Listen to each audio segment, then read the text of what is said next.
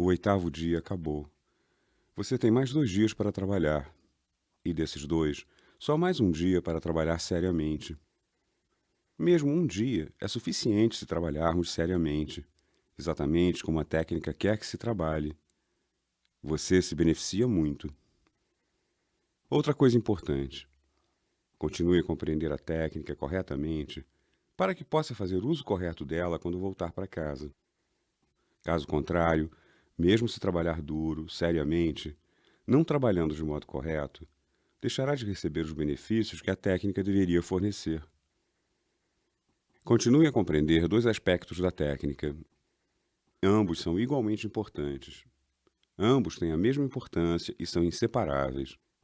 São como as 2 asas de um pássaro, que devem ser do mesmo tamanho e ter a mesma força, senão o pássaro não poderá voar. Como 2 rodas de um carro de boi, devem ser do mesmo tamanho e ter a mesma força, senão o carro não anda. Ambas têm a mesma importância, consciência e equanimidade. Se estiver consciente e não estiver equânime, é inútil. E se estiver equânime, mas não estiver consciente das sensações, é inútil. Estar consciente das realidades externas, das realidades grosseiras, aparentes, é bom, porém não é vipassana. Não basta estar consciente da realidade grosseira relativa à sua estrutura física e mental. A estrutura física, todas as atividades do corpo, disso tudo você está consciente. A estrutura mental, certas emoções muito solidificadas e grosseiras vêm à mente, e você está consciente. Isso ajuda, mas não é esse o ensinamento do iluminado. Ele queria que você trabalhasse com as sensações do corpo. Havia mestres antes do Buda. Havia mestres contemporâneos ao Buda. Havia mestres também depois do Buda. E quase todos, com exceção dos envolvidos em algum tipo de atividade moral. Senão, todas as pessoas verdadeiramente santas recomendavam a mesma coisa. Não reaja aos objetos das suas portas sensoriais. O formato, a forma, a cor, a luz, o som, o aroma, o sabor, o toque e o pensamento podem ser agradáveis, podem ser desagradáveis, mas não reaja a eles. Não gere desejo, não gere aversão. Isso não era nada de novo ensinado por Gautama, o Buda. Essa não era a sua iluminação. Sua iluminação foi ir ao fundo do problema. Todos os demais davam importância a Salayatana, as portas dos 6 sentidos e seus objetos, como se o desejo e a aversão surgissem por causa desses objetos das 6 portas sensoriais. No nível aparente isso é verdade, mas a sua descoberta foi Salayatana Pachaya Passa. As portas dos 6 sentidos, ao entrar em contato com os respectivos 6 objetos, e passa Pachaya Vedana. Com esse contato começa uma sensação no corpo, agradável ou desagradável. E Vedana Pachayatanaha. Seu desejo, sua aversão, só começam após você experimentar a sensação no corpo. Este era o elo perdido. Alguns continuavam a praticar como sair do desejo, como sair da aversão, mas no nível superficial. A raiz nunca era tocada. Não percebiam ser preciso descer até o nível da sensação no corpo para arrancar a raiz da impureza. Essa foi a contribuição de Gautama, o Buda, à humanidade. Como sair do sofrimento a partir do nível mais profundo. Se perdermos isso, então nossa consciência não é uma consciência completa. Consciência das sensações no corpo e equanimidade para com as sensações, agradáveis ou desagradáveis. Essas são as 2 rodas dessa carroça, as 2 asas desse pássaro. Ambas devem ser do mesmo tamanho e ter a mesma força para o seu progresso. Você começou a observar a sua respiração e a observar a respiração em uma área pequena. Quando ele quis que você fizesse isso, havia um sentido por trás disso. Se trabalhar em uma área maior, a mente não se torna tão aguçada. A mente vai sentir apenas sensações muito grosseiras. Uma dor aqui, uma pressão ali, um calor ali. Nunca se tornará aguçada. Quanto menor a área de consciência, mais afiada, mais sensível se torna a mente. E quando você chegou ao terceiro dia, começou a ter sensações nesse ponto. Você reduziu a área ainda mais e teve sensações nessa área reduzida. Ficou fácil ter sensações por toda parte. Esse é um estágio muito importante na trilha da libertação. Precisamos alcançar esse estágio em que temos sensações por toda parte, grosseiras ou sutis, mas por toda parte. Nenhuma parte do corpo deve permanecer em branco, ou seja, sem sensação. As sensações estão presentes o tempo todo, porém é preciso que a sua mente se torne suficientemente sensível para senti-las. Esse é um estágio muito importante. Mas não se pode forçar isso. Simplesmente acontece naturalmente. Seu trabalho é continuar a se mover. Mantenha a atenção por um minuto onde não houver sensação nenhuma. E depois continue a se mover. Depois fique por um minuto. Muito pacientemente, percebe que sua mente se torna cada vez mais sutil, cada vez mais sensível e começa a perceber sensações por toda a parte. Um segundo estágio muito importante, é a dissolução de toda a estrutura da mente e da matéria. Essa estrutura se transformará em meras vibrações. A isso ele deu o nome de Banga. Banga significa dissolução, dissolução total. De novo, você nada pode fazer. Deixe que ocorra naturalmente. Você continua a observar e, automaticamente, sua mente se torna cada vez mais sutil, mais afiada, mais sensível. A lei da natureza é assim. As sensações intensas, solidificadas, grosseiras, começam a se dividir, dissecar, desintegrar sem parar. Começam a se dissolver sem parar. Isso é Banga. Você começa a ter um fluxo livre de sensações muito sutis por todo o corpo. Esse é um estágio muito importante e, contudo, ele diz ser uma experiência muito perigosa. Perigosa no sentido de que, tendo superado todas as sensações desagradáveis, grosseiras, solidificadas, de repente chega a esse fluxo muito agradável de vibrações. Devido ao velho padrão de comportamento da mente, você começa a desenvolver desejo e apego por esse fluxo. Ah, é tão maravilhoso! E ele diz, esse é o perigo, um perigo enorme. Podemos permanecer equânimes com as sensações desagradáveis, esperando que desapareçam, e começarmos a experimentar sensações mais sutis, como experimentado por outros. Mas quando vem a mais sutil, ficamos tão apegados. Esse é um estágio que ele diz ser muito assustador, muito perigoso. Precisamos tomar muito cuidado para não desenvolver nenhum apego a essas sensações sutis. Caso contrário, o progresso se interrompe. E não só o progresso se interrompe, mas ocorre um retrocesso, porque você vai começar a gerar novo desejo, novo apego. Quando sumirem as sensações agradáveis, o fluxo de sensações sutis, isso não é eterno, surge e desaparece. Então, de novo, surgem sankaras profundamente enraizados que de outra forma não teriam subido à tona. Porque você começou a sentir um fluxo de vibrações sutis, porque você alcançou o estágio da dissolução total, só então um sankara profundamente enraizado pode subir à tona. Se a natureza desse sankara for muito grosseira, você começará de novo a ter sensações grosseiras, desagradáveis. Você se sente tão deprimido. Começa a sentir, estou regredindo. Estava tendo sensações tão maravilhosas e agora, veja, estão ausentes. Agora tenho essas sensações desagradáveis de novo. Você não compreendeu bem o Dhamma. Começou a jogar o jogo das sensações. É isso o que vivemos fazendo a vida inteira. Um som, agradável ou desagradável, uma visão, agradável ou desagradável. Um aroma, agradável ou desagradável. Um sabor, agradável ou desagradável. Um pensamento, agradável ou desagradável. Agora, da mesma forma, uma sensação no corpo, agradável ou desagradável. E você continua a reagir com desejo ou com aversão. Que diferença faz? Você não compreendeu o Dhamma. Apesar de avisos repetidos, vemos alguns alunos, é claro que poucos, mas existem, que participam de cursos após cursos sem compreenderem a técnica. Não entendem Dhamma, continuam a saborear as sensações agradáveis e a gerar aversão pelas desagradáveis. Ficam jogando o jogo das sensações. E isso não é vipassana, de jeito nenhum. Você precisa ser muito cuidadoso para compreender a essência da técnica corretamente, para trabalhar corretamente e obter os benefícios próprios dessa técnica. Precisa descer até o nível da raiz, o nível da sensação, e precisa ter equanimidade no nível da sensação, com qualquer que seja a sensação que surgir. Toda sensação, grosseira ou sutil, agradável ou desagradável, tem a mesma característica, a característica de surgir e desaparecer. É isso que você precisa experimentar.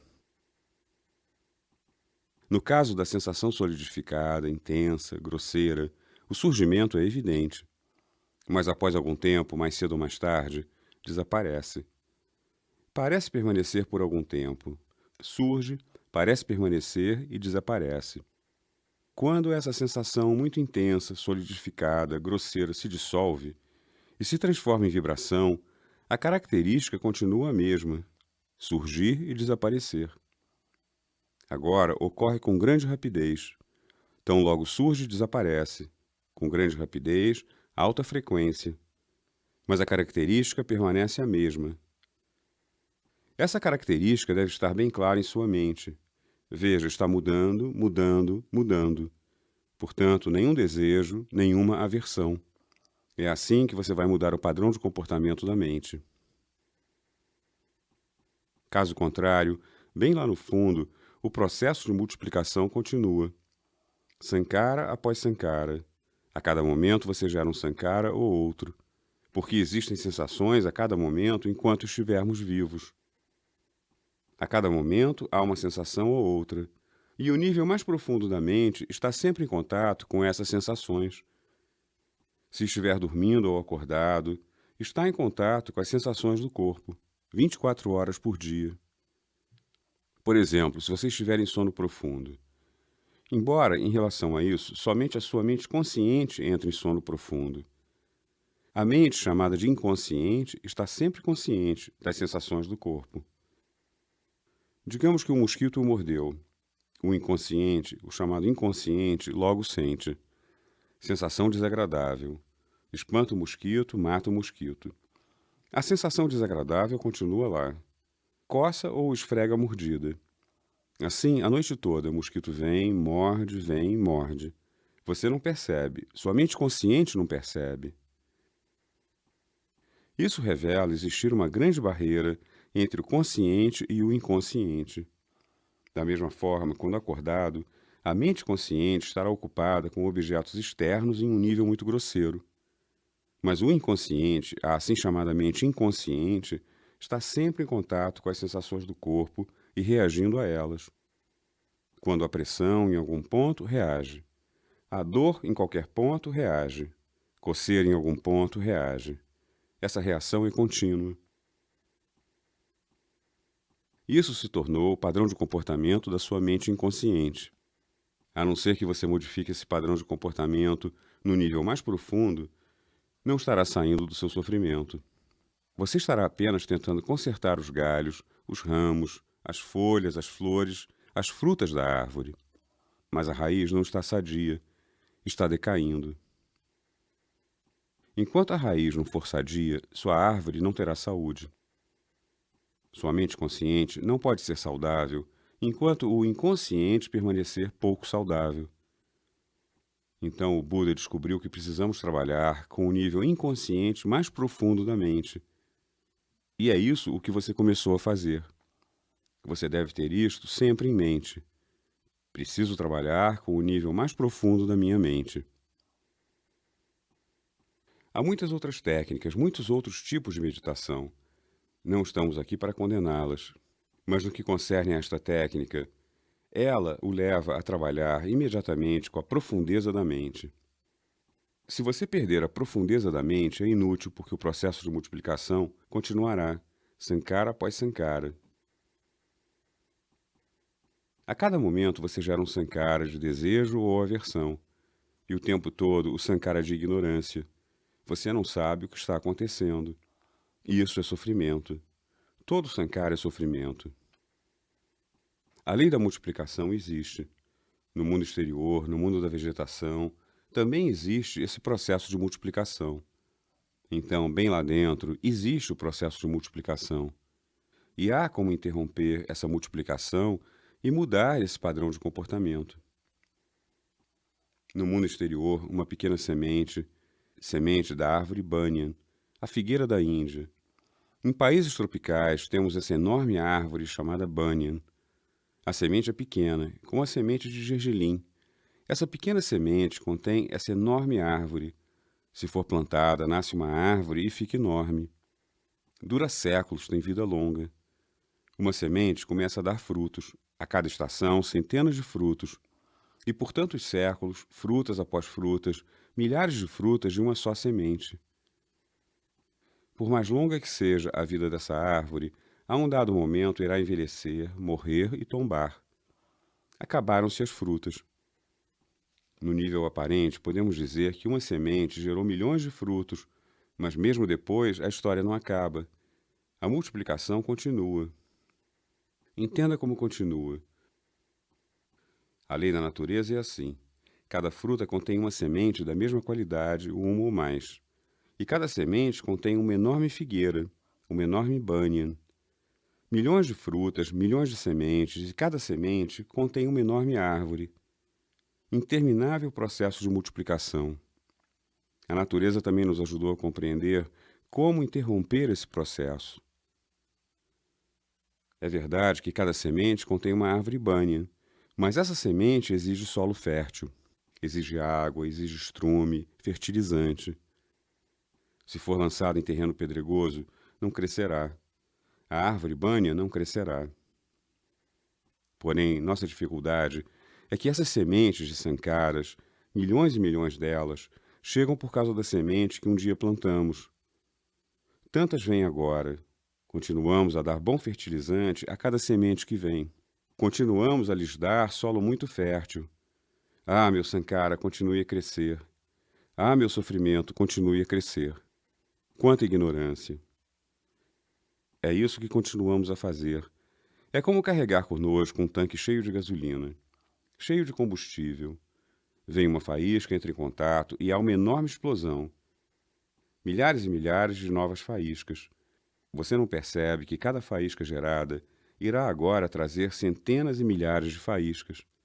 E a cada nova faísca, você volta a jogar toda aquela gasolina, multiplicando sem parar. No nível intelectual, entendemos. Essa multiplicação é tão perigosa para mim. Não devo gerar sankaras. Cada sankara é tão prejudicial. Cada sankara é a multiplicação do meu sofrimento. Mas isso é apenas uma compreensão intelectual. A não ser que você pratique como deve ser, no nível das sensações, não poderá sair do sofrimento.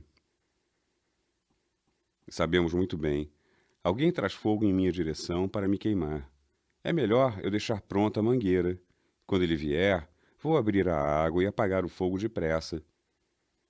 Entendemos isso no nível intelectual. Mas na realidade, quando alguém vem com fogo, eu abro a minha bomba de gasolina. Queima, queima. Eu jogo um balde de gasolina nele. Você queima, eu queimo, nós dois queimamos. Mais tarde você percebe. Aquilo foi muito errado. Eu não deveria ter feito aquilo. Quando o fogo foi trazido em minha direção, deveria ter usado água e não gasolina para apagá-lo. E você procura seu Deus Todo-Poderoso, ou esse ou aquele Deus ou deusa, e reza. Cometi um erro. Me perdoe, por favor. Cometi um erro. Da próxima vez, você comete o mesmo erro, e da próxima vez o mesmo erro. Você não está saindo desse erro, porque ignora o que acontece lá no fundo. Não adianta. Lá no fundo existe sempre essa erupção vulcânica, essa negatividade, essa reação de negatividade. Você não pode sair dessa negatividade a não ser que comece a observar as sensações no corpo. Precisa sentir as sensações.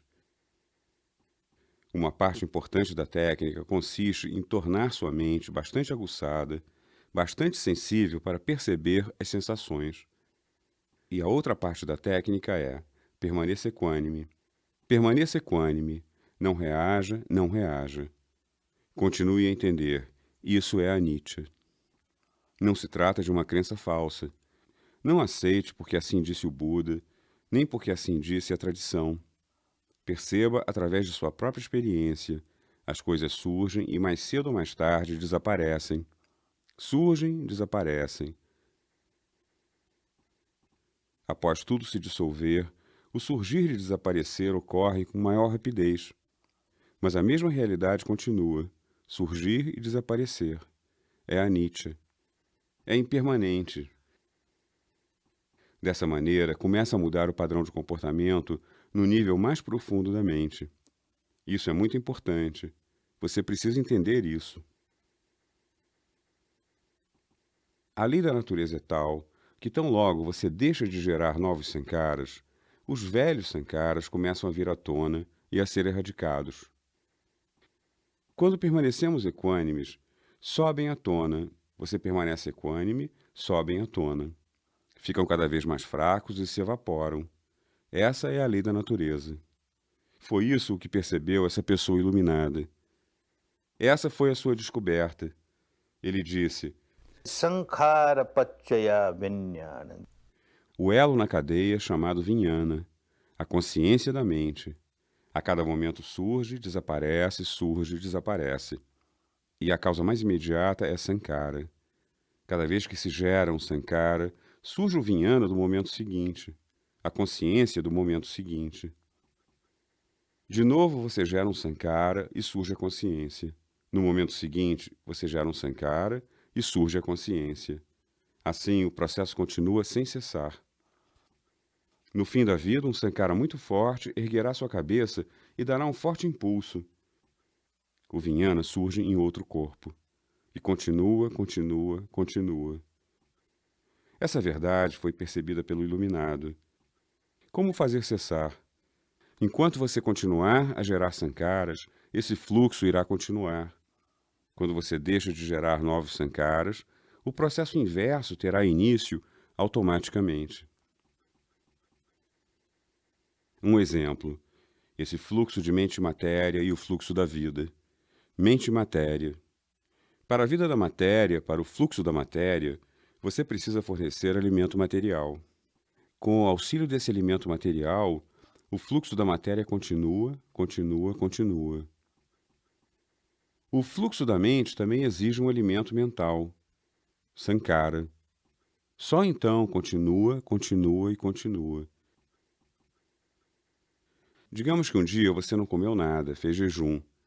Você fez jejum e mesmo assim o fluxo da vida continua. Você decide jejuar por 2 dias e o fluxo da vida continua. 5 dias, 10 dias, jejuou por 1 mês, 2 meses. Finalmente o corpo morre porque deixou de alimentá-lo por tanto tempo. Se você deixou de alimentar o corpo durante tanto tempo, por que demorou tanto para morrer? Qualquer acumulação que tivesse de gordura, etc., começou a ser consumida. Quando aquilo também foi consumido, não havia mais alimento, então morreu. O mesmo princípio se aplica ao fluxo da mente. Você continua a fornecer sankaras. Quanto à alimentação do corpo, até uma só vez em 24 horas é suficiente para o seu sustento. Mas para que o fluxo da mente continue, ele deve ser alimentado a cada momento. Com esta técnica, você aprende a não dar novo alimento. Suponhamos que nesse momento não tenha dado novo alimento. Apenas experimentou a sensação, apenas sorriu. Anicca. Não tem nem desejo, nem aversão, nem ignorância. Está apenas consciente e não reage. Não gera nenhum sankhara. Mesmo assim, o fluxo da mente não parou. No momento seguinte, e de novo no momento seguinte, você não gerou nenhum sankhara. De novo no momento seguinte, você não gerou nenhum sankhara. No entanto, o fluxo da mente continua. Como continua? O mesmo princípio, agora com seu velho estoque de sankaras. Quando você deixa de fornecer um novo sankhara ao fluxo da vida, o velho precisa vir à tona. Vem à tona e surge um novo Vijnana. De novo, você não deu nenhum sankhara. O velho vem à tona e surge um novo Vijnana. E assim flui. Quando todos os sankaras tiverem sido consumidos, então você estará livre. Você estará libertado de todos os sofrimentos. Esse princípio existe. Só desse modo, experimentando, começaremos a compreender como os velhos sankaras vêm à tona.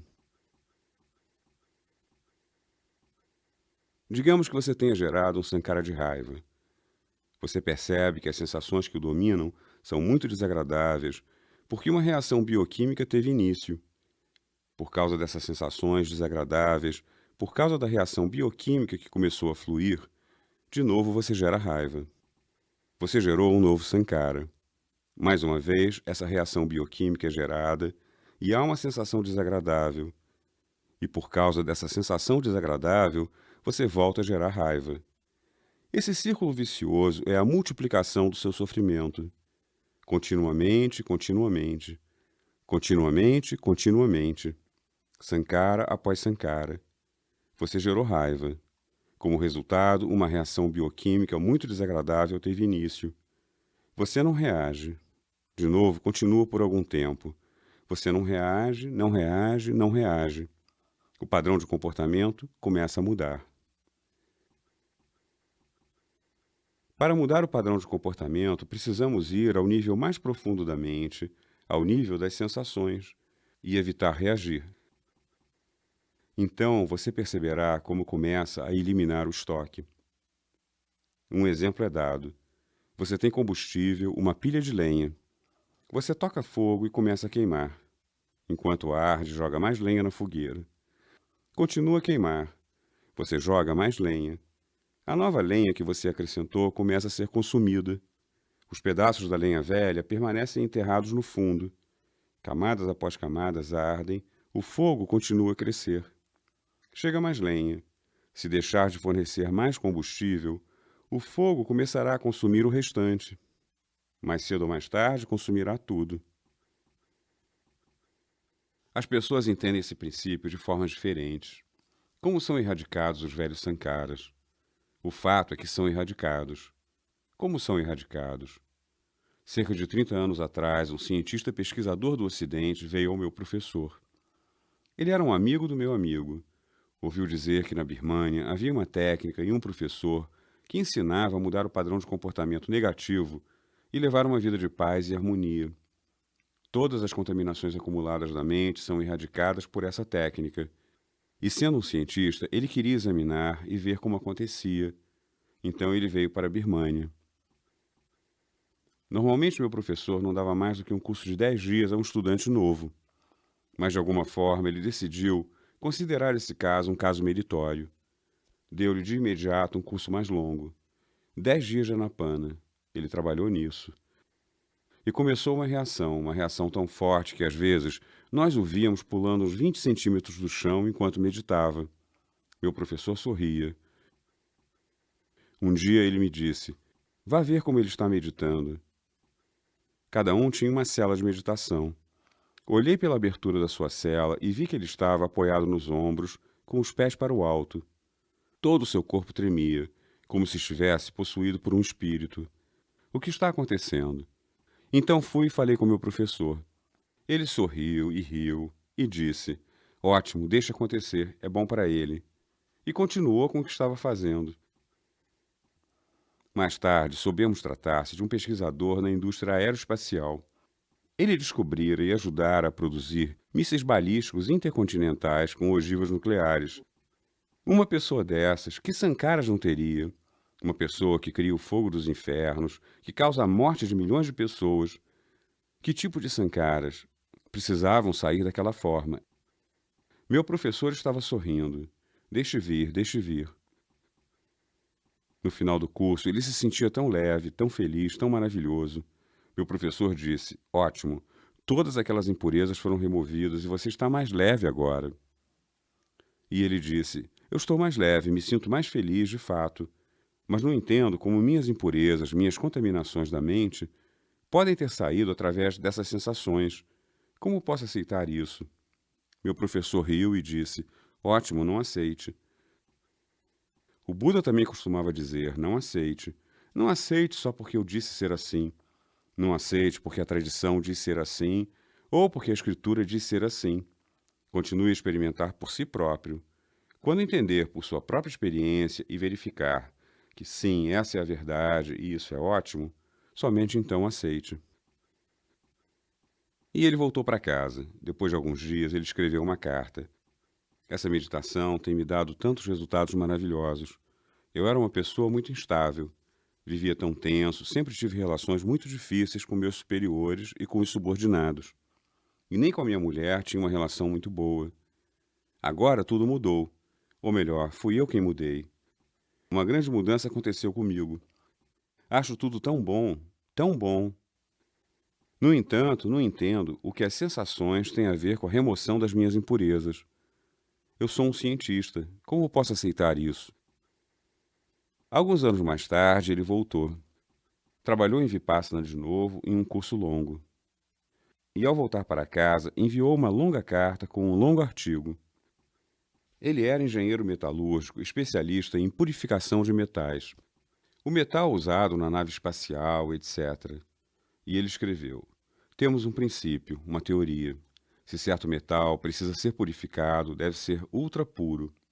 Nem mesmo uma partícula, nem uma só molécula em milhões de moléculas pode ser uma molécula estranha. Precisa ser 100% puro. Para obter essa pureza total, fundimos o metal em um bastão e o passamos por um anel que seja 100% puro. Esse anel, por ser puro, desenvolve um certo tipo de magnetismo que começa a eliminar todas as impurezas do bastão. Todas as moléculas estranhas, mesmo uma em 1 milhão, devem sair. As moléculas restantes estão em tal boa condição que o metal fica muito fortalecido. Ah, foi isso que o Buda descobriu. O anel da consciência pura, movendo-se da cabeça aos pés e dos pés à cabeça. Se esse anel não for puro, a técnica não funciona. Se o anel estiver reagindo, desejo, aversão, não funciona. Mas se for puro, não reage, nenhum desejo, nenhuma aversão, continua a purificar. Era essa a sua maneira de compreender. Cada pessoa entende da sua própria maneira, mas o fato é que realmente purifica. Há quem me diga, há um princípio exemplificado nas baterias recarregáveis. Continuamos recarregando e as baterias são recarregadas. Deixamos de recarregar e automaticamente começam a descarregar. Nada fazemos para descarregá-las, só deixamos de carregá-las. Ah, isso também é um princípio. Há quem me diga, veja esses brinquedos de corda. Dá-se corda, dá-se corda. Quando se para, o brinquedo dança um pouco e automaticamente acaba a corda. Você não faz nada, apenas deixa de dar corda. O Buda deu um exemplo.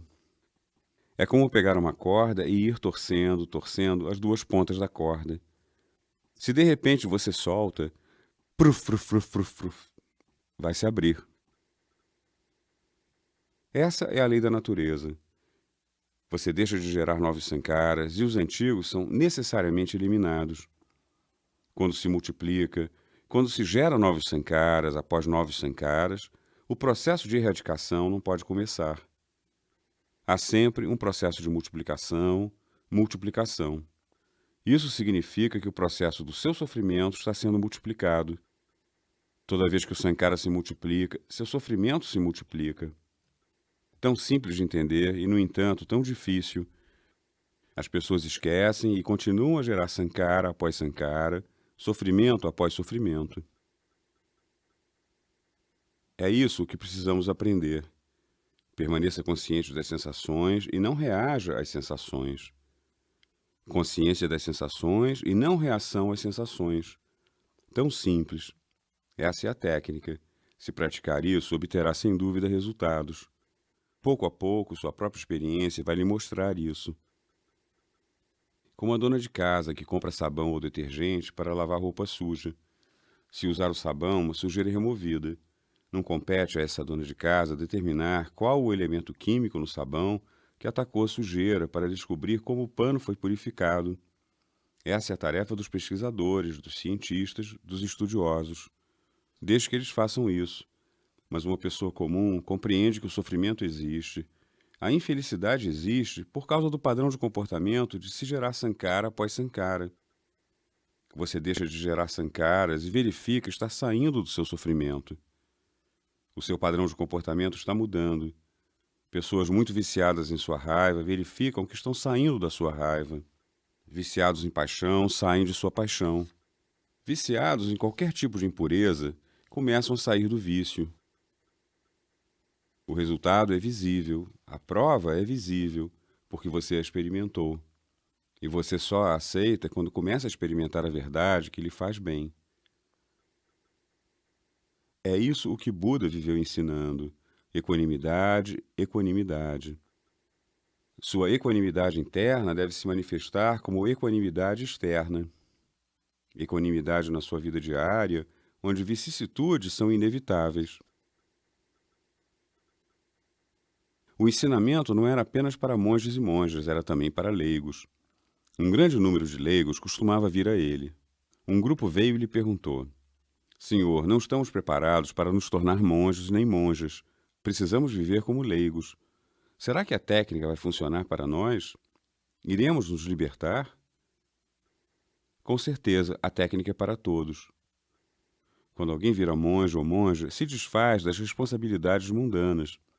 Pode dedicar toda a sua vida a essa busca e o resultado virá mais cedo.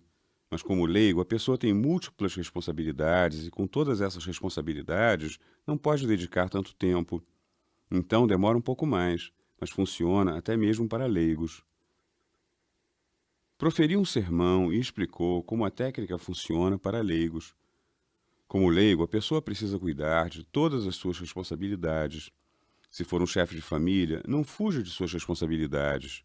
Sua responsabilidade para com sua família, para com a sociedade, para com seus parentes deve ser honrada. Ao mesmo tempo, continue a praticar. O Buda citou 32 benefícios para os leigos, chefes de família. Como adquirir esses 32 benefícios de Dhamma? Cada um é superior ao anterior. E assim, quando ele chegou ao último, ao mais elevado, ele disse: Buddhassa loka dhamme cetang yasana kampati ashokam virajang khemang etang mangalamuttamang etang mangalamuttamang. Essa é a beatitude mais elevada da vida. O que é? Buddhassa loka dhammehi. Quando se entra em contato com as vicissitudes da vida, altos e baixos, e todo mundo deve entrar em contato com as vicissitudes da vida, então Chittang yasana kampati. sua mente não se deixa abalar, permanece firme e equilibrada. Assokan, você não começa a chorar. Não gera infelicidade na sua vida. Virajan, você não gera impureza na sua mente. Keman, você não gera um sentimento de insegurança na sua mente. Você sempre se sente seguro. Está na trilha de Dhamma, nada pode dar errado. Essa é a beatitude mais elevada. Equanimidade diante de todas as vicissitudes da vida, especialmente quando ocorrem coisas desagradáveis. É bem fácil ser amável quando a vida flui mansa qual doce canção, mas a pessoa de real valor é aquela capaz de sorrir quando dá tudo errado. E é tão comum as coisas darem errado, tudo dá errado tantas vezes, e no entanto você sorri. Não como um ator ou uma atriz, você sorri de dentro. Uma sensação muito desagradável pode estar presente e você sorri diante dessa sensação. Anicca. Você também é anicca. Quero ver quanto tempo vai durar. É esse o ensinamento do Buda. A lei da natureza é permanecer equânime em qualquer situação, diante de todas as vicissitudes da vida. E você descobre, maravilha. Tudo aquilo que pregava, ele praticava. Mesmo na sua vida, uma pessoa iluminada enfrenta vicissitudes. Altos e baixos são inevitáveis. Ele começou a ensinar esse Dhamma a 5 de seus companheiros, depois para 50, para 500, para 5.000. Assim começou a se espalhar, se espalhar, se espalhar. Quase toda a população do norte da Índia começou a praticar Dhamma durante o tempo do Buda. As pessoas eram beneficiadas. No entanto, algumas pessoas eram radicalmente contra ele, em parte porque não entendiam o que estava ensinando. Talvez pensassem: ele ensina algo contrário à nossa religião, à nossa tradição. Nossa religião vai acabar por causa dos seus ensinamentos. E, em parte, era uma questão de sobrevivência, porque eles eram sacerdotes. Se o povo começar a seguir esse ensinamento, acabam-se os ritos, os rituais, as cerimônias religiosas. E ele diz: basta você se observar e purificar sua mente e levar uma vida saudável, uma vida feliz. Como podem esses ritos e rituais ajudar? Sem ritos e rituais, eles perderiam seu sustento. Por isso eles se opunham. Como eles podiam impedir sua pregação? Havia uma maneira. Naqueles dias eram realizados grandes debates públicos e ocorria bastante baderna. As pessoas vinham com muitos seguidores, gritavam e debochavam. Não havia um debate verdadeiro, era mais uma forma de arruaça. Mas apesar disso era popular e se alguém fosse derrotado, as pessoas não aceitariam seu ensinamento.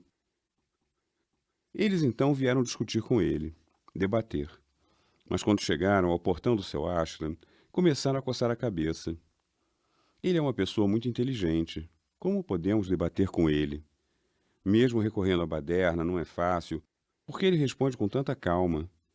Vamos organizar alguns pontos a serem debatidos, e que um de nós seja o líder. Você será o líder. Um deles disse: está bem, eu serei o líder. Vamos anotar todos os pontos. Sim, anotar todos os pontos. Você não usa cabelo comprido e emaranhado. Sim, sim, sim. Naquele tempo, todos os ermitãos usavam cabelo emaranhado. Você não usa nem bigode comprido nem barba. Sim, sim, sim, bigode comprido ou barba. Você não usa colar de contas, nem rosário em torno do pescoço. Sim, sim, sim. Você não usa a pele de um veado ou outro animal em torno da cintura. Sim, sim, sim. Você não esfrega cinzas do seu corpo. Sim, sim, sim. Aí, de repente, alguém disse: todas essas questões já foram levantadas. Quando as pessoas levantam essas questões, ele sorri e diz: eu não gosto dessas coisas. Se você gosta, use. Eu não estou discutindo com você. Use se quiser. Como podemos reclamar de algo que ele não faz? Vamos encontrar algo de errado na sua prática, no seu ensinamento. Tá bem, jogue isso fora, faça uma nova lista. O que é que ele prega e o que ele pratica? Ele prega sila, moralidade, e pratica moralidade. Como podemos reclamar disso? Moralidade é maravilhosa. Se alguém leva uma vida de moralidade e ensina os outros a levarem uma vida de moralidade, não podemos reclamar. O que mais? Ele ensina samadhi. O que é samadhi? Domínio da mente. Domínio da mente? Eu venho tentado há tantos anos e não consigo dominar a minha mente. Se alguém tem uma técnica que faz a pessoa dominar sua mente, é maravilhoso. Como podemos reclamar disso? Não. O que mais? Ele ensina panya. O que é panya? Um processo pelo qual todas as impurezas da mente são removidas. As impurezas são removidas? Nem um pouco das minhas impurezas têm sido removidas. Se impurezas são removidas, maravilha. Como podemos discutir acerca desse ponto? Isso não. Que mais? Nada mais. Ele não fala em mais nada. Ele diz: eu ensino e pratico somente sila, samadhi e panya. Todo o resto, suas crenças, seus dogmas, suas filosofias, não me dizem respeito. Eu não tenho nada a ver com isso. Vocês podem ir em frente como quiserem, mas esses três são importantes. São a essência de Dhamma. Então eles foram embora, porque não podiam discutir. Mas, de alguma maneira, algo precisava ser feito para acabar com aquela pregação. E uma maneira seria descobrir algum escândalo. Se não existe escândalo, cria-se um. E para um monge, que escândalo pode haver? Só pode haver dois tipos de escândalos: dinheiro ou mulher. Dinheiro. Não podemos criar um escândalo com dinheiro porque ele deixou para trás sua vida de leigo, com todos os luxos de um príncipe e nada carrega consigo. Mas mulher, sim, algo pode ser feito a respeito, porque tanto homens quanto mulheres vêm aprender dama com ele. Então treinaram uma moça bonita. Todo final do dia ela ia ao ashram do Buda e dormia sob uma árvore usando maquiagem pesada, etc. E no dia seguinte, com os cabelos soltos, saía dizendo: ah, que noite maravilhosa com Samana Gotama. Passei uma noite maravilhosa. As pessoas ouviam isso. Que houve? Do que ela está falando? 2 dias, 3 dias, 7 dias, e então parou. Cerca de 8 meses mais tarde, havia uma grande reunião. O Buda estava ensinando Dhamma. Um grande número de seus discípulos estava lá. O soberano do país, rei Pasenadi, estava lá. O chefe comandante, o primeiro-ministro estavam lá. Anatta Pindika estava lá e mãe Visakha estava lá também. A moça veio. Tinha colocado um pedaço de madeira sobre a barriga, amarrado com barbante e coberto com seu vestido. Então veio gritando e xingando. Ó cabeça raspada, se nada tem para seu filho que está para nascer, então peça a essas pessoas ricas, seus discípulos. Eles deveriam fazer alguma coisa. Todo mundo ficou estarrecido. O que ela está dizendo? Por que está falando do Buda dessa maneira? Buda sorriu. Só amor, só compaixão. Minha filha, você sabe a verdade do que está dizendo. Eu sei a verdade do que você está dizendo. Só amor, só compaixão. Teria sido fácil para ele pedir ao soberano, que era seu grande devoto. Ela está mentindo, corte sua cabeça. Sua cabeça teria rolado. Mas nesse caso, o Buda não seria o Buda. Só compaixão, só compaixão. Essas vibrações de compaixão estavam presentes. Os barbantes se soltaram e o pedaço de madeira caiu no chão. Dhamma funciona. Katvan kathamudarangayugabhiniya Chanchaya duttavachanang janakaya madhye Santena soma vidhina jitva munindo. Ele teve sucesso por causa da calma da sua mente, a harmonia da sua mente, a paz da sua mente. Ele não brigou. Você nunca pode ter sucesso brigando. Isso ele praticou em sua vida. Tantas situações ocorreram em sua vida e ele manteve sua mente tão calma, tão tranquila, tão pura, tão harmoniosa. Bom para ele, bom para todos. Mais um incidente. Um velho Brahmane estava muito zangado. Esse tal de Buda está ensinando algo inteiramente contrário à nossa religião. Até os membros da minha família, meus filhos e noras, todos abandonaram nossos ritos e cerimônias. Sentam-se em um canto e fazem essa respiração, sensação. O que eles estão fazendo? Ele vai estragar a nossa religião toda. Preciso ir lá rachar o seu crânio. Só assim vou parar o seu ensinamento. E muito zangado foi até o Buda. Chegou mais perto, xingando. O Buda disse, meu velho, você parece estar muito agitado. Venha, sente-se, vamos discutir o seu problema. Mas o velho tinha tomado uma decisão. Não vou começar a discutir com ele, porque ele é uma pessoa muito sabida. No instante que começar a discutir com ele, minha raiva vai se dissipar. Se minha raiva se dissipar, não serei capaz de rachar o seu crânio. Preciso manter a minha raiva. E continuou a chegar perto, xingando. Buda diz, meu velho, me responda apenas uma pergunta. Você recebe visitas na sua casa? Sim, tantas visitas vêm à minha casa. O que isso tem a ver? Me diga, alguns visitantes talvez lhe tragam um presente. Sim, algumas visitas trazem presentes. O que você tem a ver com isso? Digamos, um visitante lhe traz um presente e você não aceita esse presente. O que acontece então? O que acontece? O presente fica com a pessoa que o trouxe. Meu velho, quero lhe dizer a mesma coisa. Você veio como um visitante até minha casa. Trouxe de presente suas ofensas. Eu não as aceito. Elas ficam com você. São sua propriedade, não minha. O velho era uma pessoa muito inteligente. Ele tinha apenas um véu fino, uma cortina tênue de ignorância que lhe impedia de compreender a verdade. Essa cortina se levantou e ele começou a entender. Como é que durante a vida inteira as pessoas nos trazem presentes? Uma ofensa de presente e, em retorno, nós damos 10 presentes. Eles trazem 10 presentes e nós devolvemos 100 presentes. Esse intercâmbio de presentes é: seja infeliz, eu serei infeliz. Gautama Buda, como é que aprendeu essa técnica em que não aceita nenhum presente? Sente-se, meu velho, sente-se. Feche os olhos, observe a respiração, Observe a sensação, observe a sensação. Você precisa se observar. Se você não se observar, não pode sair desse problema. Isso é um grande problema para todo mundo. Esse homem, Bharadwaja, praticando, tornou-se um arahant, uma pessoa totalmente iluminada, e pelo resto da vida continuou a servir os demais, a servir os demais. Toda a técnica é assim. Se não aprender equanimidade no nível profundo da mente, lá onde residem as sensações, não poderá esperar resultados satisfatórios.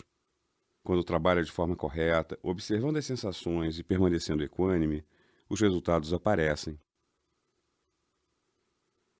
Qualquer coisa que ocorrer no exterior provoca uma sensação dentro do corpo, agradável ou desagradável. Qualquer coisa que ocorra no exterior provoca uma sensação no corpo. Se você permanecer equânime com essa sensação, então toda decisão que tomar será uma decisão sadia. Qualquer ação que faça será uma ação saudável. Não que essa técnica vá torná-lo inativo. Irá torná-lo muito ativo. Não se trata de dizer que agora sou um meditador de Vipassana. Deixe qualquer um vir e me cortar como um legume. Não me importo. Não. Você fica repleto de vida. Uma vida ativa. É a vida de reação que vai embora. Reação é sempre cheia de negatividade, cheia de sofrimento. Agora existe ação e a ação será positiva, boa para você e boa para os outros. Essa mudança virá. Muitas vezes terá que tomar uma atitude drástica, vocal ou física, mas no fundo a mente estará cheia de amor, cheia de compaixão. Onde quer que for necessária uma atitude drástica, é preciso tomá-la. Por exemplo, uma criança corre em direção ao fogo ou a uma cobra venenosa. Para a criança, é um brinquedo com que brincar. Você não pode permitir isso. Use toda a sua força e afaste a criança. A criança vai chorar, não vai gostar. Mas você precisa afastar a criança. Você não tem nenhuma raiva da criança, só compaixão, só boa vontade. Você quer ajudar a criança, mas precisa usar de força. Se uma pessoa muito forte, um agressor, ataca uma pessoa fraca e você diz: eu sou um meditador de Vipassana, não me importo. Eles estão sofrendo por causa de seus próprios karmas. Não é isso que Dhamma ensina. Você vai tomar uma atitude drástica, vai impedir que o agressor cometa esse erro. Se você não fosse um meditador de Vipassana, também teria tomado essa atitude drástica contra o agressor, mas teria tido compaixão pela vítima, o mais fraco, e muita raiva do agressor. Agora é diferente. Você tem compaixão pelo fraco, mas tem mais compaixão ainda pelo agressor. É uma pessoa ignorante. Ele não sabe o que está fazendo. Não está só prejudicando essa pessoa fraca, está prejudicando a si próprio. Gera tanta negatividade, tanta má vontade. Assim, ele faz mal a si próprio. Não entende. É tão ignorante que não entende palavras suaves. Precisamos usar palavras duras. Essa é a única linguagem que entende. Você precisa tomar atitudes drásticas, atitudes muito drásticas, mas cheias de amor, cheias de compaixão. Em primeiro lugar, precisa examinar a si próprio. Sempre que for preciso tomar uma atitude drástica, examine-se e veja. Aqui estão as sensações que estou experimentando por causa da situação externa. Estas são as sensações e não estou reagindo a elas.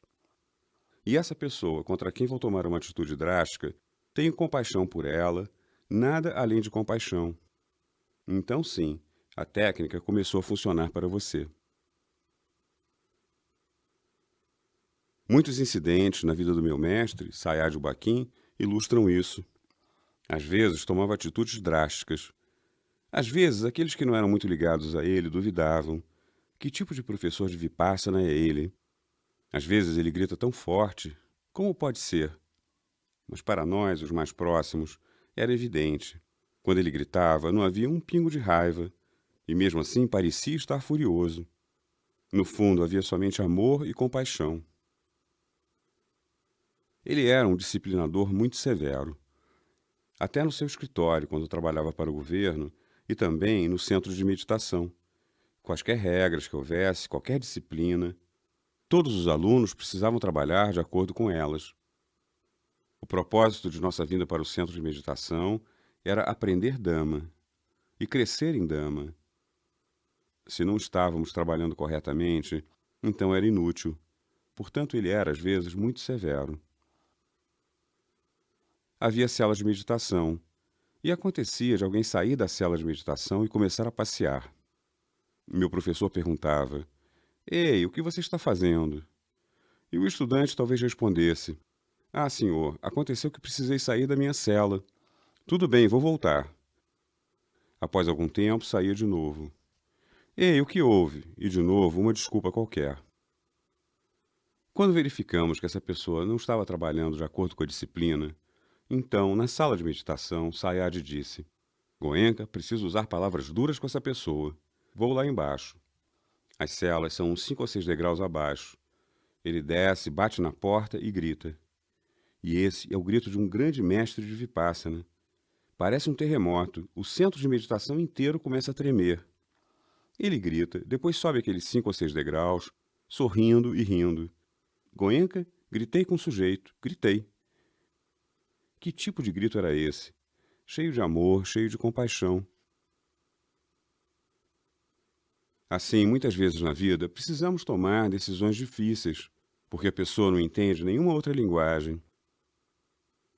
Tome essas decisões difíceis, mas sempre com amor, sempre com compaixão, sempre com boa vontade. Se houver até mesmo um pingo de má vontade, você começou a se prejudicar. Como pode ajudar os outros? Se você nem mesmo pode ajudar a si mesmo, não pode ajudar mais ninguém. Em primeiro lugar, precisa ajudar a si mesmo. Seja forte para ajudar uma pessoa fraca. Se você for manco, não poderá apoiar outro manco. Se você for cego, não poderá indicar a trilha para outro cego. Em primeiro lugar, torne-se muito saudável. Ajude-se primeiro e, então, poderá começar a ajudar os outros. Buda disse: Neste mundo vejo 4 tipos de pessoas. Um grupo de pessoas corre da escuridão para a escuridão. Outro tipo de pessoa corre da luz para a escuridão. Um terceiro grupo de pessoas corre da escuridão para a luz. E o quarto grupo corre da luz para a luz. Ele nunca fez nenhum sermão sobre misticismo. Swakhato Bhagavata Dhammo. O ensinamento é tão claro. Então, quando ele dizia algo que pudesse ser interpretado de outra forma, explicava imediatamente. Que escuridão, que luz. Como se corre de um para o outro. O primeiro grupo. Da escuridão para a escuridão. Alguém está cheio de sofrimento, de diversos tipos. Problemas com saúde, dinheiro, família, sociedade. Por toda parte há sofrimento. Isso é escuridão. Uma vida de escuridão, sem felicidade alguma. E a cada momento só se gera raiva, ódio. Estou nessa posição por causa de fulano, por causa de Beltrano, por causa de Cicrano. Raiva contra fulano, ódio contra Beltrano, má vontade para com Cicrano. A escuridão já está instalada e estamos plantando sementes de escuridão. O sofrimento já se instalou e estamos plantando sementes de sofrimento. Essa raiva, ódio, má vontade, nada trará além de sofrimento. Então nosso futuro também será cheio de sofrimento. O presente é sofrimento e o futuro será sofrimento. O segundo grupo, correndo da luz para a escuridão. A luz. Alguém está bem com relação a dinheiro, saúde, família, sociedade, tem uma boa posição social, mas vive na loucura, uma vida tão egocêntrica, tão egocentrada, odiando a todos. São todos sujeitos inúteis. Eu sou tão esperto. Por isso sou tão feliz. Tenho tanto dinheiro, posição, poder, status. Odiando todo mundo. Está feliz agora. Por causa de algum bom karma do passado, está cercado de coisas agradáveis. Mas a cada momento, a semente que planta é uma semente de sofrimento. Portanto, da luz, essa pessoa está correndo para a escuridão. A terceira pessoa é igual à primeira pessoa. Tem sofrimento por toda parte, mas dentro de si há sabedoria. Continua a sorrir. Ah, esse sofrimento veio por causa de certos karmas negativos do passado. Deixe-me acertar minhas contas. Continua a praticar Vipassana. anicca, anicca, anicca. O motivo do meu sofrimento parece ser essa pessoa, mas com certeza essa pessoa não é a razão do meu sofrimento. É apenas um veículo. Meu sofrimento estava destinado a vir através dessa pessoa ou através de outro alguém. Assim, geramos somente amor e compaixão para com a pessoa. Estamos plantando uma semente de amor, de compaixão. Agora há muita escuridão, mas o futuro vai conter luz, luz.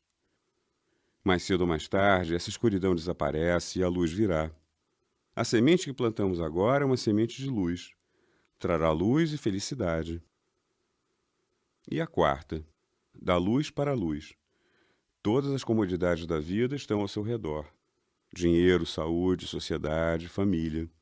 Mas continuamos a entender, temos sabedoria. Tudo isso se deve a um karma positivo do passado. E por melhores que sejam os meus karmas, não são eternos. A fruta não é eterna. Irá acabar. Então agora preciso fazer bom uso de todo esse dinheiro, posição, poder e status que tenho pelo bem dos outros, para o meu sustento, para o sustento dos que dependem de mim e depois pelo bem dos outros. Então o tempo todo você gera amor, compaixão, boa vontade. Amor, compaixão e boa vontade. Todas as suas ações vocais, físicas e mentais são para o bem dos outros. Está plantando uma semente de luz. Da luz, corre para a luz. Da felicidade, você corre para a felicidade. Não devemos permanecer na primeira ou na segunda categoria. Precisamos ficar na terceira ou na quarta. Terceira ou quarta, não nos cabe decidir. Às vezes, nossa vida estará cheia de escuridão por causa dos karmas passados. Às vezes, nossa vida estará cheia de luz por causa dos karmas passados. Mas somos os senhores do karma presente. Buda disse: Attahi attano natho, attahi attano gati. Você é seu próprio mestre, ninguém mais. E você é o mestre do seu futuro, ninguém mais. O que quer que tenha ocorrido no passado, passou. Mas agora você não deve gerar um só sankara que lhe traga sofrimento. Você é seu próprio mestre. Seja o mestre do presente. O futuro nada mais é do que o filho do presente. Se você for o mestre do presente, se tornar seu presente cheio de Dhamma, então o seu futuro será automaticamente repleto de felicidade. Não haverá escuridão no futuro. Desenvolva esse domínio do momento presente. Isso é Vipassana. Seja mestre do momento presente. Nesse momento, eu sou meu próprio mestre. Não vou plantar nenhuma semente de sofrimento. Não vou plantar nenhuma semente de escuridão. Vou plantar somente sementes de luz, sementes de felicidade, boas para mim e boas para os outros. Os resultados virão sem falta. Bons resultados virão sem falta. Compreenda a técnica como se deve. Durante esse dia, o último dia que tem para trabalhar seriamente, remova tantas impurezas quanto for possível e se estabeleça na técnica. Você precisa estar consciente das sensações e equânime com as sensações. Consciente das sensações, equânime com as sensações. Consciente das sensações e equânime com as sensações. Deixe o resto para a Dhamma. Certamente os resultados serão bons. Continue a crescer em Dhamma. Continue a crescer em Dhamma. Dhamma é tão formidável, tão maravilhoso. Possam todos vocês receber os melhores frutos de Dhamma. Possam todos desfrutar da verdadeira felicidade, verdadeira paz, verdadeira harmonia, verdadeira harmonia. Bhavad Sarva Mangalam Bhavad